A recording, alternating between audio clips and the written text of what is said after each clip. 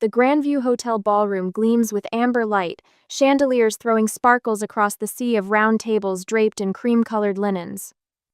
I shift in my seat, the unfamiliar confines of my emerald dress, making me painfully aware of how rarely I wear anything but practical work clothes. My fingers tug at the hemline, longing for the comfort of my NASA badge and the weight of responsibility that comes with it. At the podium, my father's voice booms over the crowd of industry veterans. 38 years, Dad's hand slaps the wooden lectern. 38 years of making American energy independence a reality. The room erupts in appreciative applause. 120 oil executives and their spouses, all gathered to celebrate Richard Parker, pioneer of domestic petroleum production. Behind him, a slideshow flickers with images of his career Triumph soil rigs silhouetted against Texas skies, handshakes with senators, family photos of hunting trips and graduation ceremonies. I notice my absence before I consciously look for it. Photo after photo scrolls by Dad with my brothers at football games, fishing trips, award ceremonies, while I remain conspicuously missing. I take a long sip of water, the cold sliding down my throat as I maintain what I hope passes for a pleasant expression. My brothers flank Dad at the podium like perfect bookends. Brandon, the eldest, stands straight-backed in his Air Force dress uniform, medals gleaming under the spotlight. Derek, only 13 months younger than Brandon but already graying at the temples, wears an expensive suit that announces his success as clearly as a billboard. Both wear identical expressions of prisons fulfilling a father's expectations. When I look back at what matters most, Dad continues, his voice softening in a way that makes my stomach tighten. It's not the barrels produced or the wells drilled, it's the legacy we leave behind. He turns, gesturing to my brothers.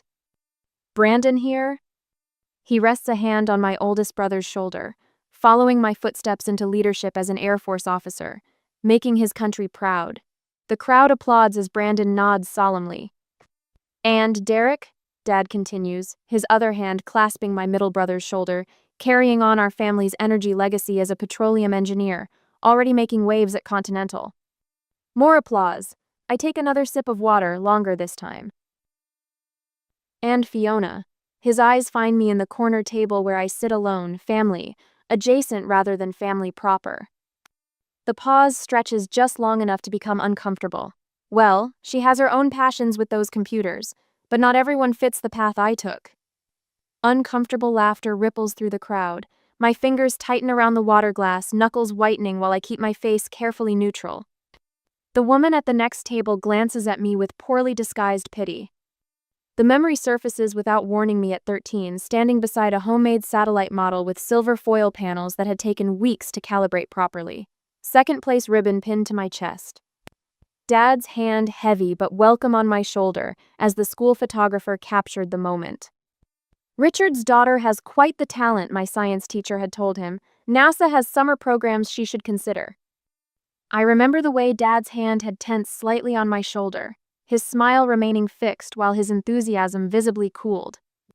That's nice, he'd said, but real careers are built on practical things. That night, I'd tucked the science fair photo into my desk drawer, where it wouldn't prompt questions about why it wasn't displayed with the football trophies and military academy acceptance letters that lined our living room shelves. The years that followed played out in predictable patterns. Me teaching myself programming languages while Dad taught my brothers to drive his prized pickup truck. Brandon's military academy acceptance letter framed and hung in the hallway. The dinner celebration when Derek received his engineering scholarship. Mom, I got accepted to MIT. Full scholarship. I'd announced one night at dinner, the letter clutched in my hand. That's nice, dear, Dad had replied without looking up. Pass the potatoes. Under the table, Mom had squeezed my hand, a small gesture of solidarity that ultimately changed nothing. Now, 23 years later, I sit in this ballroom listening to my father erase me again. The director of NASA's Data Analysis Division, leader of a multi-billion-dollar satellite project, reduced to a daughter with a computer hobby. I glance down at the small package on the table beside me, wrapped in distinctive green paper the same shade as that long-ago science fair display board. The invitation had arrived 3 weeks ago with a handwritten note. Family will be seated at the head table. I debated not coming at all. But then I'd remembered the photograph, still preserved after all these years, and made a different choice. Dad wraps up his speech with another round of hearty thanks. As the crowd rises for a standing ovation, I remain seated, one hand resting on the green package, waiting for the right moment. People begin to mingle, the formal portion of the evening complete. Several industry veterans glance my way with poorly disguised curiosity. I'm the daughter Richard Parker couldn't quite fit into his narrative of success. "Your father forgot to mention your work again," Brandon's wife Allison whispers, sliding into the empty chair beside me. Her voice carries a sympathy that makes my skin prickle. "Did he?" I keep my tone light, though the muscles in my jaw tighten. I hadn't noticed. Across the room, Derek adjusts his tie, his eyes darting away when they meet mine. The silent acknowledgement of complicity hangs between us. He knows. They all know. Mom catches my gaze from where she stands near the bar. Her smile wavers, lips pressing together in that familiar apologetic look she's perfected over decades of standing by while Dad carved me out of the family portrait. The green package feels warm under my palm, as if the memory inside radiates its own heat. I rise from my chair, the decision crystallizing with each step toward the podium where Dad holds court among admirers. Conversations hush as I move through the crowd. The confidence that directs satellite launches now guides my steps across the ballroom. Somewhere behind me, a glass clinks against a table. The sound punctuates the sudden quiet.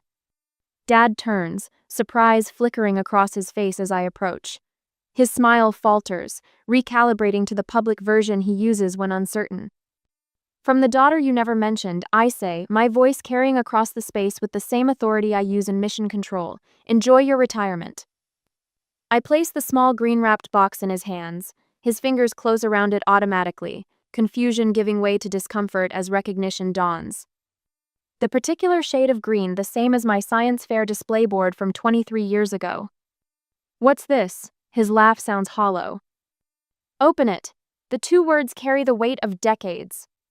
The room watches as Dad reluctantly peels back the paper. His hands, which have signed billion-dollar oil contracts without trembling, now fumble with the small white box beneath. When he lifts the lid, his face changes. The mask of confident industry titan slips, revealing something raw and unguarded.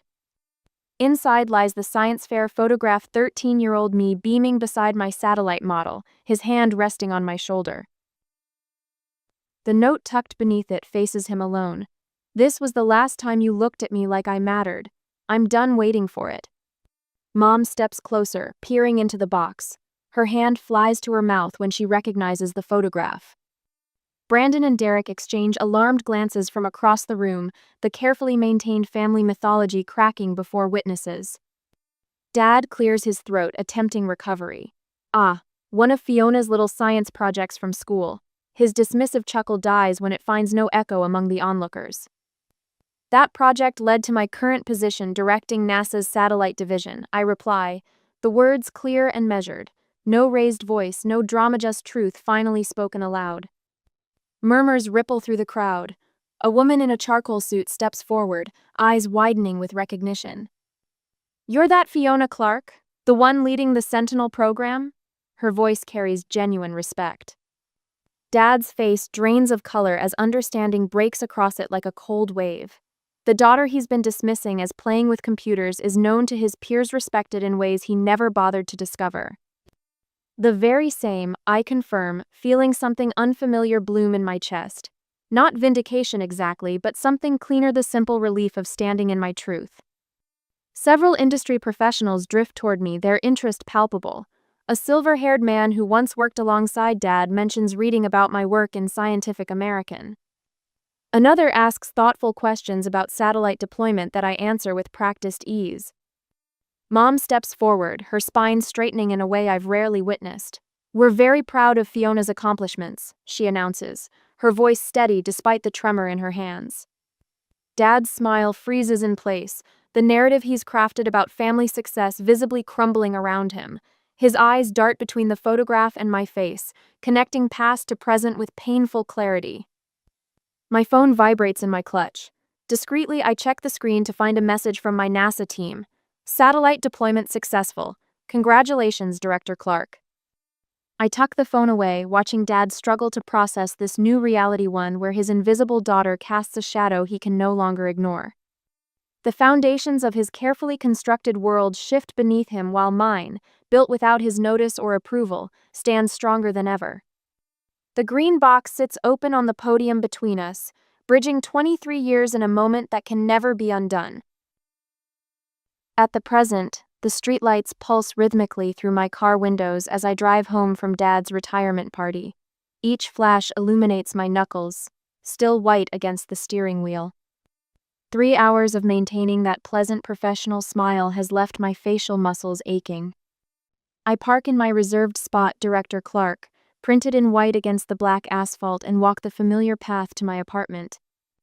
The building houses several NASA employees, drawn to its proximity to Ames Research Center. My heels click against the concrete, a staccato reminder that I've shed Richard Parker's dismissive narrative for the night. Inside, I kick off the emerald dress shoes and pad across hardwood floors that gleam under recessed lighting. My apartment tells a different story than the one my father shared tonight. Here, glass-encased awards line built-in shelves. A framed Scientific American cover featuring my satellite system hangs prominently in the entryway. The Presidential Science Medal catches light from the kitchen, its ribbon vibrant against brushed metal. All these markers of success carefully hidden from family gatherings. I pour a glass of Cabernet and walk to the wall displaying the Times article about my pioneering data analysis algorithm. Clark system revolutionizes satellite communication, the headline proclaims. Below it sits a photograph of me in mission control, directing the team that launched the prototype system 2 years ago. No family photos break the professional narrative of these walls. No Christmas portraits or vacation snapshots. Just achievement after achievement, arranged in chronological testimony to a career built without Richard Parker's approval. The wine tastes bitter. I set it down, untouched. 3 weeks pass without a word from my family. The silence doesn't surprise me. Richard Parker has never acknowledged confrontation. He simply pretends uncomfortable moments never happened.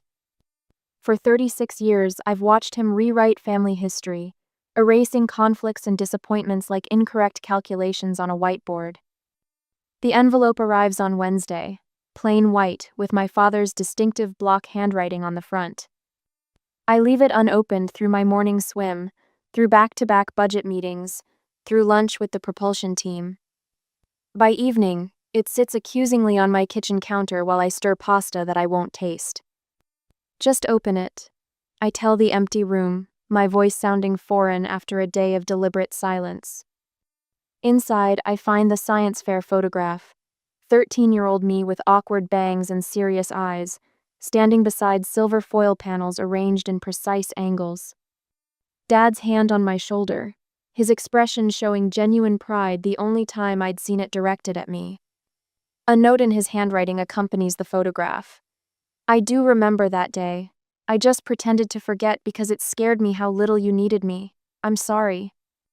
My fingers trace the edges of the photo, conflicting emotions rising like tidewaters. The apology feels simultaneously insufficient and monumental. Richard Parker doesn't apologize, not to his subordinates, not to my mother, not to his children. I place the photo on my bookshelf between a textbook on algorithmic prediction modeling and my first published paper, not hidden away this time. 2 days later, Mission Control buzzes with focused energy. Technicians monitor glowing screens while systems engineers verify final calculations. The satellite we've spent 3 years developing hovers in low Earth orbit, awaiting activation. Initiate data transmission sequence. I direct, my voice steady. Fingers fly across keyboards. Someone inhales sharply as the first transmission indicators flicker green. Signal acquisition confirmed. My deputy director announces. Data packets incoming. The room erupts into cheers as information streams across primary monitors. 3 years of design, testing, calibration, and prayer culminating in this moment. The satellite system I designed will track climate patterns with unprecedented accuracy, providing crucial data for global research teams. I stand perfectly still as jubilation swirls around me. My team members exchange high fives and triumphant grins. Someone pops a bottle of non-alcoholic champagne, foam cascading onto the tile floor. My phone lights up with notifications. Congratulatory messages from the European Space Agency, from Japan's Aerospace Division, from research teams waiting for our data. The satellite works exactly as I designed it, better even. No one mentions that I haven't smiled. Later that evening, my team gathers at Anton's, the restaurant 2 blocks from campus where we celebrate milestones. White tablecloths and wine glasses reflect ambient lighting while conversation flows around me. These people have become my chosen family, brilliant minds who understand the value of what we've built together. To Director Clark, my deputy director Raj raises his glass, who somehow knew this would work when the rest of us were still debating the math. Glasses clink. Someone orders another round. You changed my career trajectory. Raj tells me quietly while others debate dessert options. 4 years ago, I was considering leaving research altogether. Then you handed back my proposal with those red-inked notes in the margins. I remember the moment his climate prediction algorithm showed promise beneath flawed execution. You saw potential no one else bothered to look for, he continues, including me. The contrast strikes me anew. Here, my evaluations matter. My recognition carries weight. My standards define excellence. At home, I still wait for a father to notice I've accomplished anything at all. Later that week, I practice my keynote speech for the International Space Science Conference. My living room transforms into an auditorium as I refine delivery, timing, content. The invitation arrived yesterday, recognition of our successful launch and the implications of our data collection system. My phone rings at 9:17 p.m. Brandon's name appears on the screen. Fiona. His voice sounds strained. Dad wants you to come to Sunday dinner. The invitation hovers between us like an unidentified signal. Why? I ask finally. He's been different since the party, Brandon admits. Quieter. 10 minutes later, another call beeps through. Derek's first voicemail in months follows. Hey, Fi. I should have stood up for you. All these years, I should have said something. Call me back. A text from Mom appears while I'm still processing Derek's message. Please come Sunday. We're trying to heal our family. I stand at my window, looking toward the darkened sky where my satellite orbits silently, gathering data that will change how we understand our planet. My work matters. My contributions matter.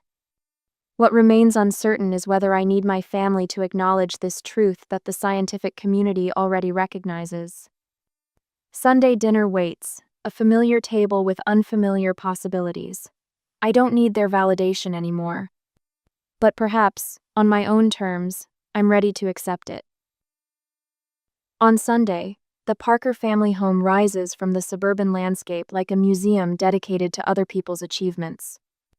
I park my car at the curb rather than in the driveway, a small act of self-preservation that gives me an escape route. My fingers tap an anxious rhythm on the steering wheel as I survey the red brick colonial where I grew up, but never quite belonged. 3 weeks since the retirement party. 3 weeks since I placed that green box in my father's hands. 3 weeks of replaying his face as he opened it, confusion melting into recognition, then hardening into something between shame and defiance. I gather my purse and the bottle of wine I brought, wondering if I've made a terrible mistake in coming. The front door swings open before I reach it. Mom stands in the entryway, her smile too bright, hands fluttering like nervous birds.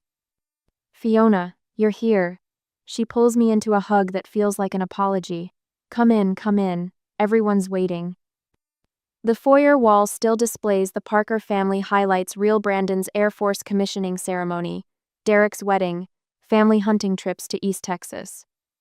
My NASA promotion photo remains conspicuously absent, though Mom had requested a copy for the wall 2 years ago. Richard, she's here, Mom calls, her voice pitching higher than normal. From the living room comes the sound of ice cubes clinking against glass, followed by my father's heavy footsteps. He appears in the hallway, stopping short when he sees me. For the first time in my memory, Richard Parker hesitates in his own home, uncertain of his welcome. The power shift is subtle but unmistakable. Fiona. He nods, the single word carrying the weight of unspoken complexity. Dad. I match his tone, neither warm nor cold. The silence expands until Brandon's wife Julia sweeps in, kissing my cheek. Thank God you're here. They've been on edge all afternoon. Her whisper carries just enough for Dad to hear. In the dining room, Brandon stands to embrace me with military precision affection by the numbers. Derek offers a half wave from where he sits, his wife Caroline making enough small talk for both of them. The conversation moves in careful circles around weather and traffic conditions, everyone avoiding the elephant occupying the center of Mom's good china. Mom serves pot roast, my childhood favorite, though I haven't eaten red meat in 8 years. I take a small portion to be polite, pushing it around my plate while the family constructs a facade of normalcy brick by fragile brick. Halfway through dinner, Dad clears his throat. The table falls silent. Your mother and I watched that PBS special. He stabs a carrot with unnecessary force. About your satellite project. I set down my fork. The Sentinel program? That's the one. He takes a sip of water. I didn't realize it was such an important thing. It maps global water resources, I reply, my voice steady. Tracks changes over time to predict future shortages. My commanding officer mentioned it at last week's briefing, Brandon interjects. I told him you were heading it up. Derek nods vigorously. I always knew you'd do something big with all those computers. The revisionist history hangs awkwardly in the air. I measure my silence, watching them rewrite our family narrative in real time. Mom refills wine glasses nobody has emptied, her eyes darting between Dad and me. The clock on the wall ticks 17 times before Dad speaks again. Look, Fiona. His voice drops, gravel over velvet. I didn't understand your work, so I pretended it wasn't important. The admission strikes like summer lightning unexpected, illuminating everything at once. Traditional jobs made sense to me. He continues. Military, oil, things I could wrap my head around. His hands spread on the tablecloth. Your computers and algorithms might as well have been magic. Mom's eyes glisten. I should have done more. When you showed us that article about your work, I just put it in my drawer instead of framing it like Brandon's commendation. We all just followed Dad's lead, Derek admits, studying his plate. It was easier. The truth stretches between us, uncomfortable but necessary. Years of dismissal laid bare on Mom's best tablecloth. Understanding isn't what I needed, I say finally. Just acknowledgement. Dad shifts in his chair, caught between pride in what I've accomplished and mourning the loss of his unchallenged narrative. Well, you certainly made that clear at the party. Richard, Mom warns. No, he's right. I fold my napkin precisely. I did make it clear, finally. We're trying here, Fi, Brandon says, using my childhood nickname like a peace offering. Are you? I ask. Or are you just uncomfortable that your script changed? Derek surprisingly meets my eyes. How does the satellite actually work? The water mapping thing, is it using infrared or something else? The question, genuine and specific, catches me off guard. Before I can answer, Mom jumps in with dessert announcements and coffee offers, her need for harmony overwhelming the fragile moment of connection. As apple pie is distributed, I place my hands flat on the table. I need to be clear about something. The room stills. I won't diminish myself anymore to make anyone comfortable, not even family. My voice doesn't waver. I've built something meaningful, and I won't pretend otherwise. Dad's jaw works silently. Brandon studies his dessert fork with sudden fascination. Derek nods slightly, the first to acknowledge the new terms. Mom reaches across the table, her fingers stopping just short of mine. We want to do better, honey. I hope so. I stand, smoothing my slacks. Thank you for dinner. I need to head Betrayal meeting tomorrow. Dad rises, formal as a business associate. Will you come again? Next month, maybe? The question holds more vulnerability than anything he's said in decades. Yes, I say, but on these terms, no more invisibility. His nod is small but decisive. Understood. I drive away neither estranged nor reconciled. the evening's conversations settling around me like new clothes not yet comfortable, but perhaps, in time, they might fit. On the conference day, the International Space Science Conference buzzes with activity around me. Thousands of scientists and engineers fill the auditorium, their conversations creating a wave of sound that crashes against the backstage walls where I stand reviewing my notes. My fingers brush over the smooth surface of my tablet, swiping through slides I've memorized weeks ago. This presentation isn't just about satellite deployment protocols or data transmission algorithms, it's about finally being seen. Director Clark? A young assistant appears at my elbow. 5 minutes until you're introduced. I nod, smoothing down my charcoal blazer, not emerald green like at Dad's retirement party. Today I wear NASA blue, a silent declaration of where I belong. My phone vibrates in my pocket, a text from Mom. We're here in the audience. Front row, center section. I stare at the message, my heart stumbling over its rhythm. We? I hadn't invited them, hadn't even mentioned the keynote address. After the Sunday dinner a month ago, we'd reached a fragile truce acknowledgement without intimacy, recognition without full reconciliation. But actual attendance at my professional events hadn't been part of the negotiation. Peering through the curtain gap, I scan the front row. There they sit, Mom and Dad, Brandon and his wife, Derek and his fiancée, taking up 6 seats directly in my sightline. Dad sits stiffly in a dark suit, hands resting on his knees, eyes forward like he's waiting for a military briefing. Mom fidgets with her program, glancing repeatedly toward the stage. Brandon maintains his officer's posture while Derek leans forward, actually reading the conference materials. My stomach knots. They've never seen me in my element before, never witnessed what I've built beyond their sight. The thought leaves me lightheaded. And now, ladies and gentlemen, the conference chair's voice booms through the speakers, our keynote speaker. Director of NASA's Data Analysis Division, the architect behind the groundbreaking Sentinel satellite system, Dr. Fiona Clark. Applause rolls through the auditorium as I step onto the stage. The lights blind me momentarily, but as my vision adjusts, I see thousands of faces, colleagues, rivals, icons in my field, all focused on me. Not as Richard Parker's daughter, but as Fiona Clark, innovator. Thank you, I say, my voice carrying clear and confident across the silent hall. Today I'm going to walk you through how we revolutionized satellite data acquisition while cutting transmission latency by 63%. The first slide appears behind me, and I step into my element.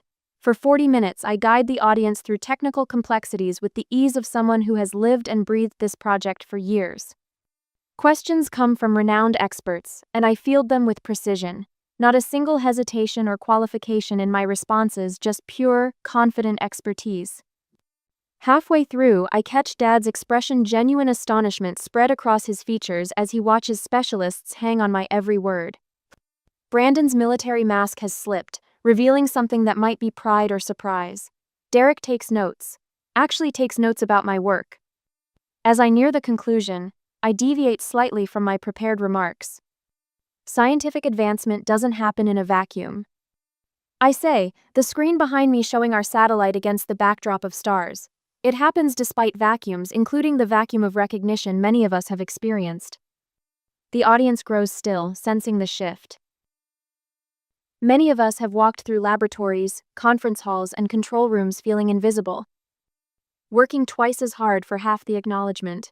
My voice remains steady even as I feel Mom's eyes widen in recognition. But invisibility taught me something valuable. When no one is watching, you build for yourself. You set your own standards beyond what others might expect. Susan wipes at her eyes, her shoulders tight with emotion. The Sentinel project succeeded not because we sought recognition, but because we pursued excellence regardless of who might notice. And that, colleagues, is how boundaries get pushed by those willing to work in the shadows until the work itself demands the light. The final slide appears. Our satellite's first transmitted image, a high-resolution map of atmospheric carbon levels that will revolutionize climate research. Thank you for your attention, I conclude, and for seeing the work, not just the names attached to it. The applause begins before my final words fade. It builds like a wave, then crashes as the audience rises to their feet. A standing ovation washing over me, sound and movement acknowledging years of invisible work. Through the blur of faces, I find my family all standing, all clapping. Dad's eyes glisten with what might be tears. Mom openly weeps. Brandon's applause is military precise, while Derek's is enthusiastic, almost frantic. I take a small bow, professional and contained, even as something shifts inside me, recognition no longer sought but finally, unexpectedly received. Afterward, backstage, they find me. Dad approaches first, his usual commanding presence diminished by uncertainty. "Fiona?" he says, voice rough. "I was wrong not to see you." The words come slowly, painfully extracted from decades of certainty. "What you've built I never understood." Mom embraces me, her perfume familiar but her respect entirely new. "You were magnificent," she whispers. Brandon extends his hand formally, then shakes his head and pulls me into a brief hug. "I never understood what you built," he admits. "I do now." Derek surprises me most, pulling out his notes. "The compression algorithm you mentioned, does it also apply to geological survey data? Because I've been working on a project that might benefit from..." For the first time in my memory, he's asking about my work, actually asking with genuine interest rather than polite obligation. That evening, we gather at a restaurant near the conference center. The conversation flows differently than any family dinner in my memory.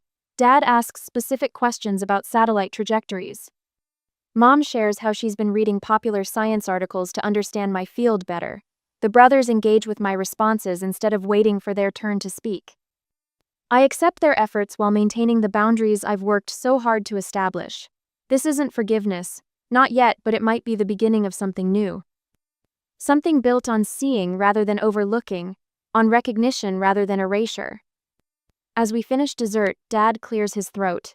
"We're having brunch tomorrow before heading back to Houston. Would you join us?" I consider the invitation, measuring it against years of absence. "I have a team meeting at 10, I reply, "but I could meet you at 11:30. His nod acknowledges both the acceptance and the limitation. The invisible daughter has become visible on her own terms, not by shrinking to fit their frame, but by building one large enough that they finally had to look up and see her. In 6 months, I will build it even more. Now, the morning sun streams through my office window at NASA Ames, painting golden rectangles across my desk. 6 months since the conference, and the world has shifted on its axis, or perhaps I have. I straighten the science fair photo that now occupies prime real estate beside my computer monitor. 13-year-old me stands beside that silver-foiled satellite model, Dad's hand on my shoulder. No longer hidden in a drawer, but displayed where I see it daily. Not as a reminder of what I lacked, but of how far I've traveled. My phone buzzes, a text from Mom. "Found an article about satellite imagery I actually understood, bringing it to dinner Sunday." I smile, typing back, "Save it for after dessert. Derek fell asleep last time." "Mom's taking online courses about space technology so I can brag about you properly," she'd explained. The monthly family dinners, now hosted at my apartment rather than the Parker family homestead, have evolved from awkward obligations to something approaching comfortable.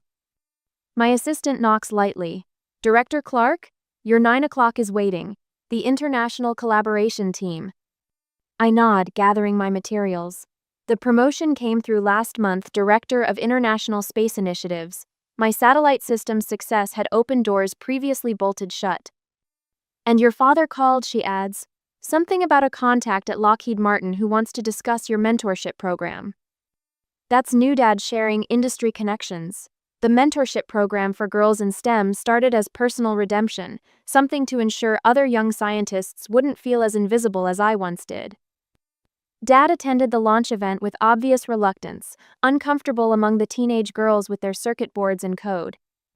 Then Amelia happened, 12 years old with wiry red hair and a passion for satellite communication. She cornered Dad, peppering him with questions about frequency bands. Something in her earnestness cracked his veneer. "She reminded me of you," he admitted later that night. Same look in her eyes when she talked about signal processing. Now he volunteers monthly, helping the girls understand the business side of aerospace. His first genuine gift tone that didn't require me to become someone else to receive it. My family photo from the conference sits beside the science fair image, all of us with genuine smiles. Not perfect, but authentic. The comfortable distance we've established feels right, close enough for truth, far enough for independence. Last week's team celebration still lingers in my mind. My NASA colleagues mingling with my family in my apartment, worlds colliding without catastrophe. Dad observing from the kitchen as I walked a junior engineer through a complex problem, pride visible in his eyes not because I was his, but because of who I'd become. He found me on the balcony later, nursing a glass of wine beneath the night sky. "You built your own mountain instead of climbing mine," he said quietly.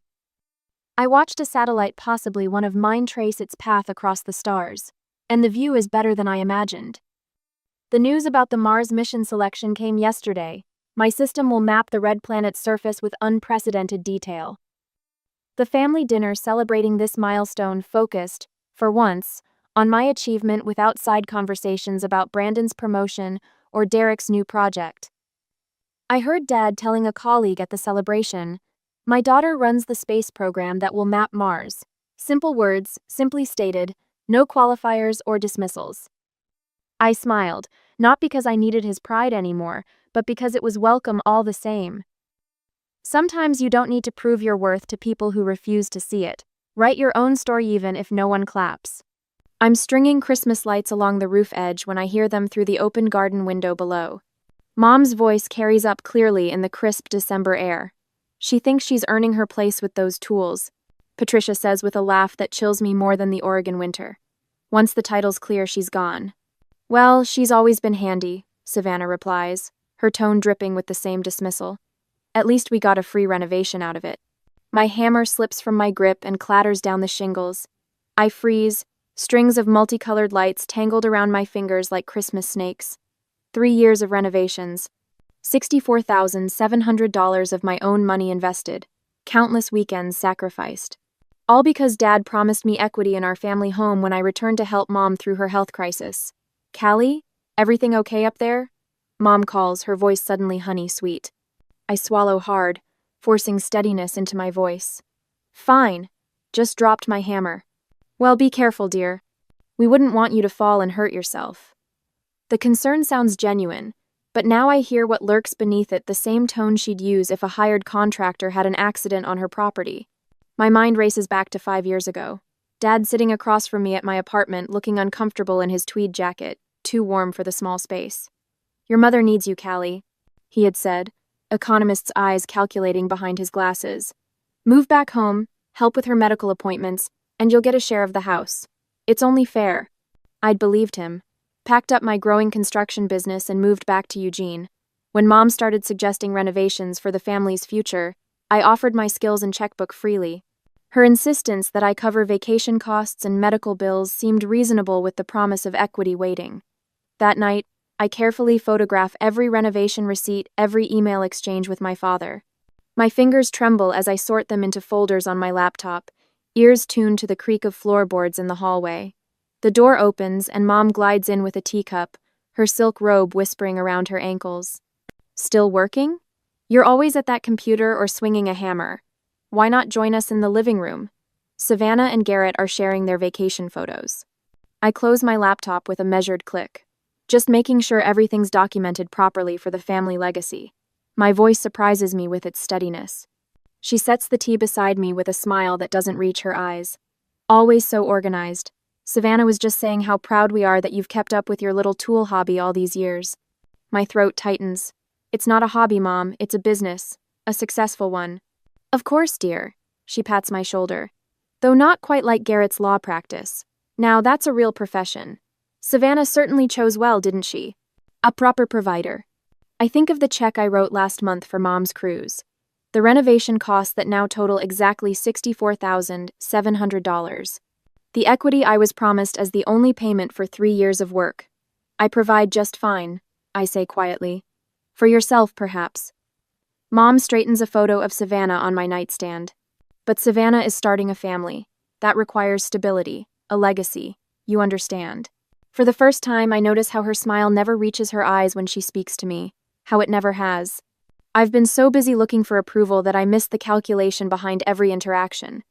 "I understand perfectly," I reply, and discover I finally do. They will see what I will do next. Next day, I stand frozen in Patricia's home office, my fingertips still resting on her laptop keyboard. The screen glows with the evidence I wasn't meant to see. My vacation fund of $18,000 transferred to an account labeled Patricia's Personal. My knuckles turn white as I grip the kitchen counter, waves of nausea forcing me to breathe deeply through my nose. But it's the document titled Property Transfer that truly steals my breath. Savannah's name highlighted in bright yellow. Mine crossed out with a thick digital line. No equity. No ownership. Nothing for my $64,700 investment or the thousands of hours spent with hammer in hand. Another document catches my eye. Renovation documentation. I click it open, and there it is in black and white, every improvement I've made to this house listed as gifted labor, with zero financial value assigned. Mom has been planning this for years while encouraging me to invest more of my savings, my time, my life. A floorboard creaks in the hallway. I close the laptop and move toward the kitchen sink, grabbing a glass just as Patricia rounds the corner. "What are you doing in here?" Her tone is light, but her eyes narrow slightly. "Just getting some water." The glass trembles slightly in my hand. "I thought you and Savannah were shopping today." "Change of plans." She smooths her cashmere sweater. "Garrett joined us for lunch instead. He's with Savannah in the living room now." "All three of you home early. How convenient." The words slip out before I can stop them. Patricia's smile tightens. "We need to discuss some family matters. Join us in my office?" The walk down the hallway feels like a march to execution. When I enter the office, the power dynamic is unmistakable. Patricia sits behind her desk, Savannah and Garrett standing beside her like loyal sentries. Family photos featuring only Savannah gleam from the polished surface. I spot my construction awards hastily shoved behind some books. "Callie, dear, we need to talk about the house," Patricia begins. "What about it?" I keep my voice steady despite the pounding in my chest. "Well, these lovely improvements you've been making."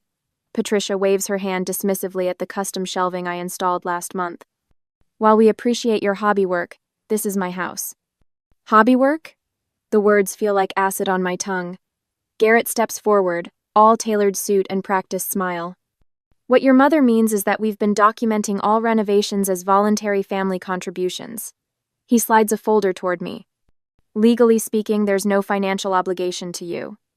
"We're actually planning to sell next year," Savannah adds, not meeting my eyes. "The renovations you've done will really boost the asking price." "Selling? But Dad promised me." "Your father isn't here," Patricia interrupts. "And verbal promises aren't binding, are they, Garrett?" "Not without substantial documentation," he confirms with a small, satisfied nod. Patricia folds her hands neatly on the desk. "You've always been good with your hands, dear, but this is a family matter and Savannah is starting a real family." My gaze drifts to Patricia's drawer, partially open. A folder labeled Dean peeks out my father's college friend. Another piece of the puzzle clicks into place. "So I lose $64,700 in renovation costs and get nothing in return?" My voice sounds distant to my own ears. Patricia's smile doesn't waver. "You lived here rent-free, dear." "While renovating a house I was promised partial ownership of, I counter." Garrett's expression hardens. "Callie, I strongly suggest you exit gracefully. I'd hate to see problems arise with your construction business's permits or licensing." The threat hangs in the air between us. "And honestly," Patricia adds, "you really should find your own place at your age. This arrangement was always temporary." The full weight of their betrayal crashes down. 3 years of weekends and evenings spent renovating instead of building my own life. My retirement plans decimated without the promised equity. The crushing realization that I've always been an outsider in this family, useful for what I could provide but never truly valued. "I'll need time to think," I manage to say, backing toward the door. "Don't overthink it, Callie," Savannah says softly. "It's just business." Just business. The renovation of our childhood home, the family legacy I thought I was preserving, reduced to a transaction where I'm the only one losing. Later, alone in my truck, I open my laptop with shaking hands. A notification appears, "Cloud backup complete." I click through to my archive, and there it is, an email from Dad, dated 3 years ago. As discussed, your investment of labor and materials in the Eugene property will be compensated with 30% equity upon completion of major renovations. Saved, automatically backed up. Legal evidence of the agreement. As I sit in my truck that evening, staring at the house I'd poured my heart into, I wonder if I should confront them immediately with what I know or gather more evidence first. Immediate confrontation might force them to backpedal, but patience might reveal the full extent of their betrayal. What would you do when the people who should love you most see you only for what you can give them? I finished nailing the last shelf bracket in place, admiring how the custom built-ins transform the previously empty wall in Savannah's old bedroom. 3 days of work perfectly executed. As I collect my tools, the mail slot downstairs clacks. Mom's voice floats up from the entryway. "Callie, there's a letter for you. Looks important." Wiping sawdust from my hands, I descend the stairs to find Mom holding a cream-colored envelope. Her perfect fingernails tap against the paper as she studies the return address. "It's from Harmon and Associates," she says, extending it with a smile that makes my stomach clench. "Probably nothing, but we should discuss the future of the house soon. I've invited Richard, you remember, our estate attorney, for dinner next Thursday, just to get everything organized properly." I take the envelope, noticing how she emphasizes our estate attorney. Why Thursday specifically? "The whole family will be here. Even your cousins from Portland. Everyone's concerned we're holding up progress on finalizing arrangements." Progress. As if my 3 years of work are an inconvenient detour. That afternoon, I find Savannah in the newly renovated sunroom, the one I'd spent 6 weekends crafting with custom window seats and built-in planters. She's directing a delivery man carrying an antique writing desk. "Right there," she instructs, pointing to the corner where my drafting table stands. "The old one can go to the garage." My drafting table, where I've designed every improvement to this house. "That's my workspace," I say, blocking the delivery man's path. Savannah looks at me like I've tracked mud across her clean floor. "Mom said we could update this room now that you're almost finished. Garrett and I will be using it as a study." Later that week, I overhear Garrett on the phone in the kitchen I renovated, leaning against the island I built by hand from reclaimed oak. "The kitchen's nearly perfect, but that center island doesn't match our vision. We'll probably sell it once everything's settled. Should fetch a good price, it's custom work." He chuckles, eyes flicking toward me as I stand frozen in the doorway. "Handcrafted. Rustic charm and all that." Mrs. Henley from next door corners me while I'm loading lumber into my truck the following day. "Your mother mentioned you're finally moving on," she says, patting my arm. "Such a shame. We've all noticed how much work you've put into that old house, but I suppose it's time you had your own place." My grip tightens on the 2x4 until splinters dig into my palm. That night, I discover my toolbox rearranged again. The precision squares I always keep on the left side are now on the right. My measuring tapes are tangled. My favorite hammer missing entirely. I find it later in the garden shed, the handle mysteriously sticky. Sleep becomes impossible. I wake hourly, heart pounding, convinced I hear someone at my truck. I triple-check the padlock on my toolbox before going to bed, then check it again at 2 a.m., 3 a.m., 4 a.m. Monday morning, I find the renovation plans for the master bathroom, the last major project, soaked through. The elaborate tile design I'd sketched by hand reduced to bleeding ink. "Oh dear," Mom says, holding a dripping coffee mug. "How clumsy of me. You'll have to redraw them." That evening, I install a small motion-activated camera in my truck's cab. The next morning, another in my bedroom doorway. By week's end, I have timestamps documenting every accidental tool relocation, every misplaced invoice. While searching for my backup renovation plans in Dad's old office, I discover a shoebox hidden behind his reference books. Inside, yellowed envelopes addressed to Mom in unfamiliar handwriting, dozens of them spanning 20 years. The name on the return address: Dean Harrington. The first letter I open contains details of a weekend in Cannon Beach. The dates align perfectly with Dad's economics conference from my childhood. The second describes financial arrangements. I don't need to read more to understand everything. At the lumber yard on Tuesday, Frank squeezes my shoulder as I inspect a shipment of cedar planks. "Your dad stopped by yesterday," he whispers, glancing around to ensure we're alone. "Asked about material costs for everything you've done. Said it was time he knew the truth." Thursday evening arrives with the scent of Mom's signature roast filling the kitchen. I enter to find her arranging white roses in a crystal vase, the one I carefully restored after finding it cracked in the attic. "I hope you're not planning to make a scene tonight," she says without looking up. "This house was never going to be yours. You were just helping family like daughters should." My hands remain steady as I place my tool belt on the counter. "Family doesn't exploit family. I've been a contractor to you. not a daughter. She sighs dramatically. You're being dramatic. This is why we couldn't trust you with inheritance matters. The words hit me like hammer blows, but for once they don't leave bruises. The revelation washes over me with unexpected clarity. I don't need her approval. I never did. I've built homes for strangers who showed me more respect than my own family, I say quietly. That ends tonight. Frank arrives first, carrying a leather portfolio. Complete records of all materials purchased through my yard for the Monroe property renovations, 2022 through 2025, with current market valuations, he announces, handing me the binder with a wink. My business partner Megan follows with her professional photographer, documenting each renovation with before and after comparisons. The transformation in Mom's expression as strangers catalog her home is worth every splinter I've ever pulled from my fingers. For the first time in years, I stand at my full height in this house. When Mom attempts her usual dismissive glance, I hold her gaze until she looks away. Back in my bedroom, I assemble my digital portfolio, every invoice, screenshot of conversations with Dad promising equity, and a spreadsheet breaking down all $64,700 in renovation costs. The documentation of 3 years of exploitation, compiled with the same precision I use to level foundation beams. Just before 7, I slip downstairs to peek through the dining room door. There, already seated at the head of the table I refinished by hand, is Dad. His face is grim as he reviews a stack of documents, and he doesn't look up when Mom calls his name. I take a deep breath and walk forward, laptop under my arm, into the battle I've spent 3 years unwittingly preparing for.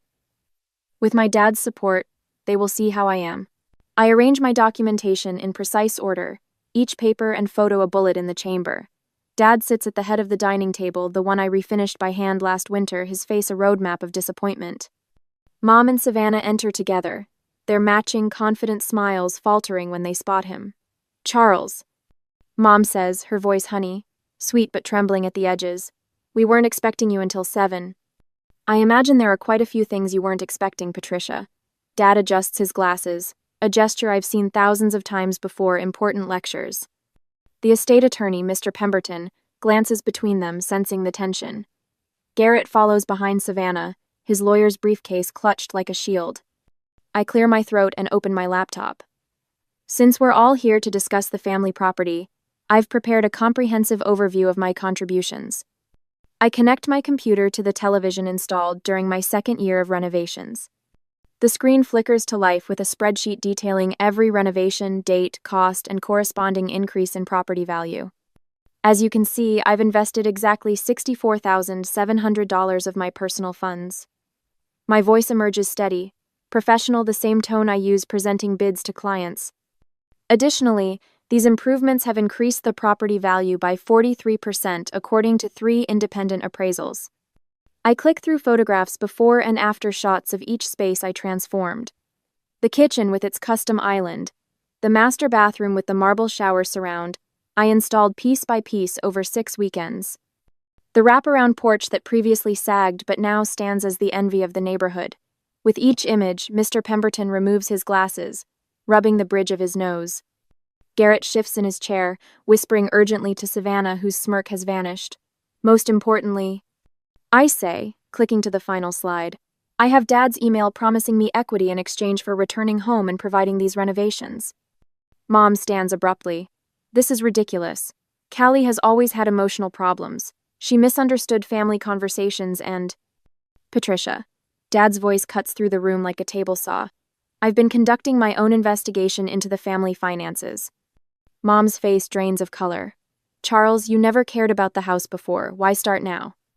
Because our daughter called me last month, concerned about your behavior. Dad opens a folder of his own. I found your transfers to Dean's account particularly interesting. The room goes silent. Even the grandfather clock I restored seems to hold its ticking breath. Dean? Savannah asks. Dad's college friend? Dad slides several bank statements across the table. Your mother's been transferring funds to him for years, including money earmarked for Callie's promised equity. Mr. Pemberton clears his throat. Given these circumstances, I cannot in good conscience proceed with the property transfer as previously discussed. The silence stretches like drying wood glue. When Dad asks if I want to pursue legal action against Mom and Savannah, I find myself hesitating. Would seeking maximum financial compensation bring true justice?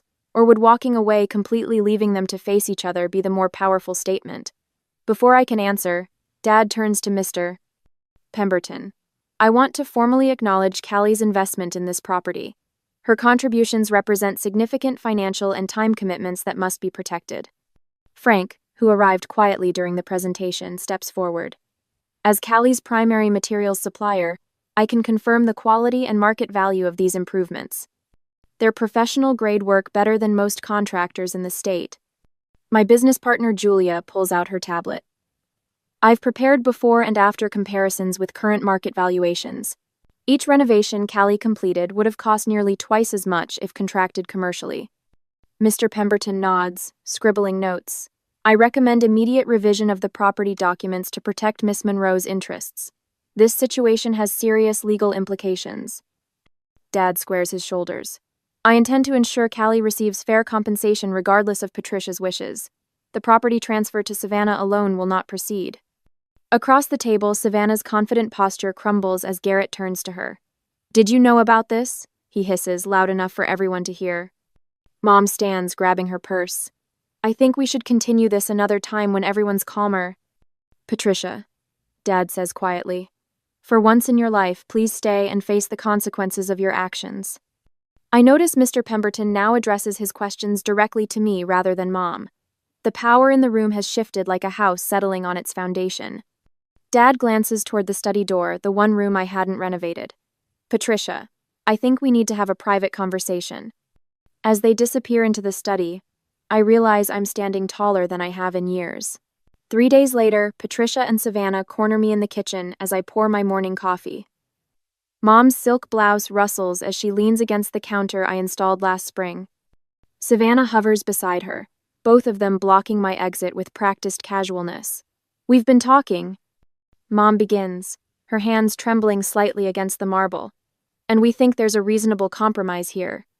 I take a deliberate sip, noting how her eyes dart to Garrett, who lingers in the doorway. His legal pad is tucked under his arm, always the attorney, even in family matters. A reduced equity percentage, Savannah offers, her voice rehearsed. 15% instead of the half Dad promised. It keeps the family together, and you still get something for your contributions. Mom reaches for my arm, her fingers cool against my skin. After all I've done for you, raising you alone while your father was always working. Her voice breaks with practiced precision. I never thought my own daughter would turn on me like this. Fighting us will cost more than it's worth, Garrett adds from the doorway. Financially and otherwise. Mom's smile returns, thin and hopeful. We can just be a family again and forget all this unpleasantness. Isn't that what matters most? The coffee burns my throat as I swallow it down. For 3 years, I've swallowed everything else. Their dismissals, their manipulation, their lies. Not anymore. I've been recording our conversations, I say quietly, setting down my mug with a solid thunk against the counter. Since the night I heard you both through the garden window.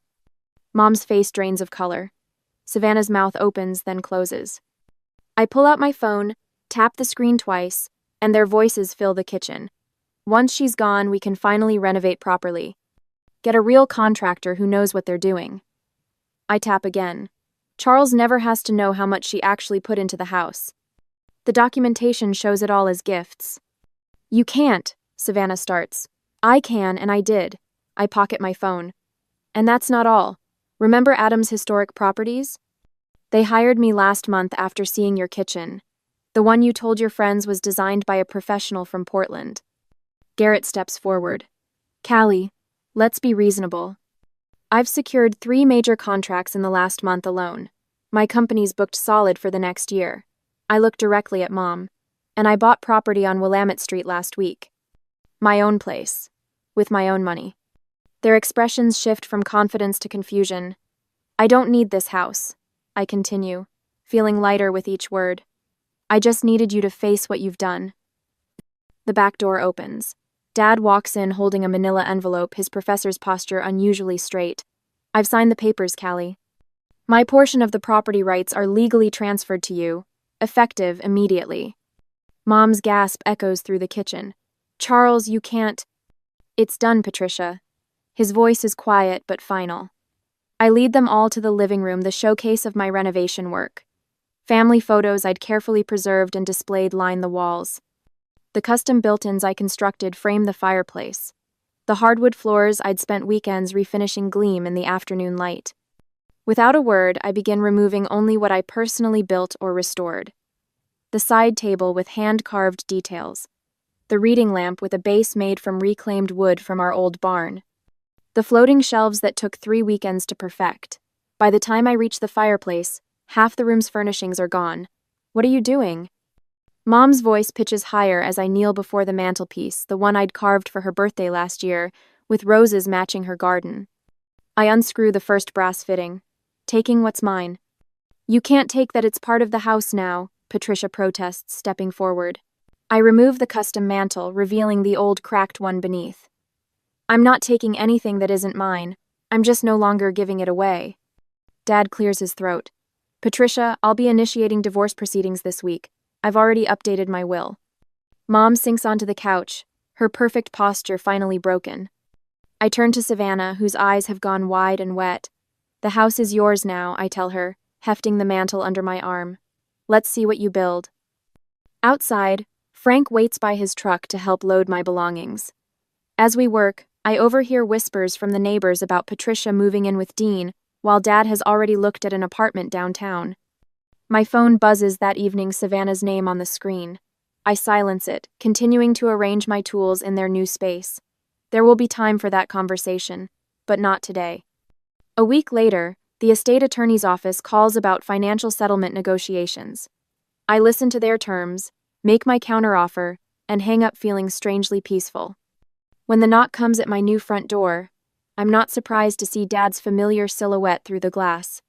He hands me a handwritten letter without a word, then helps me position the reclaimed dining table in what will become my new home, built with my own hands, on my own terms. A year later, sawdust dances in the sunlight streaming through the workshop windows. I trace my fingertips across the cherrywood tabletop I've been sanding for hours, the silky smoothness confirming it's ready for staining. Behind me, 2 of my employees debate the merits of different joinery techniques for a Victorian restoration project we landed last month. Miss Monroe? Ethan calls from across the workspace. The Sutherland invoice needs your signature. I straighten up, rolling my shoulders back. Just leave it on my desk. I'll get to it before lunch. No hesitation. No seeking approval. No second-guessing whether I deserve to be the one making decisions. The Monroe Restoration and Construction logo gleams on the wall above my workbench, not hidden in a corner or apologetically small, but proudly displayed where every client sees it first. My phone rings. I answer without checking who's calling, something I never would have done a year ago when every call might have been Mom with another emergency. Monroe speaking. Callie, just calling to confirm we're still on for dinner tonight. Charles's voice sounds different these days, lighter, with genuine warmth that makes me smile. Wouldn't miss it, Dad. I hang up and turn back to my project wall where photographs of completed restorations cover the reclaimed barnwood I installed myself. Each one represents a milestone, tangible proof of what I can build with my own hands. The knowledge sits comfortably in my chest now, no longer requiring external validation. 3 months later, I stand on the stage of the community center I helped renovate last summer, accepting the Eugene Historical Society's Preservation Excellence Award. The wood of the plaque feels substantial in my hands. We're so impressed by your work on the Fairview District homes, the society president says. Do you have family here supporting you tonight? A year ago, I would have stammered excuses for Mom's absence. My father is here, I say instead, nodding toward Charles in the front row. He's been my biggest supporter. When I step down from the podium, several developers approach with business cards. I speak with confidence about load-bearing walls and period-appropriate materials, about respecting a home's history while preparing it for the future.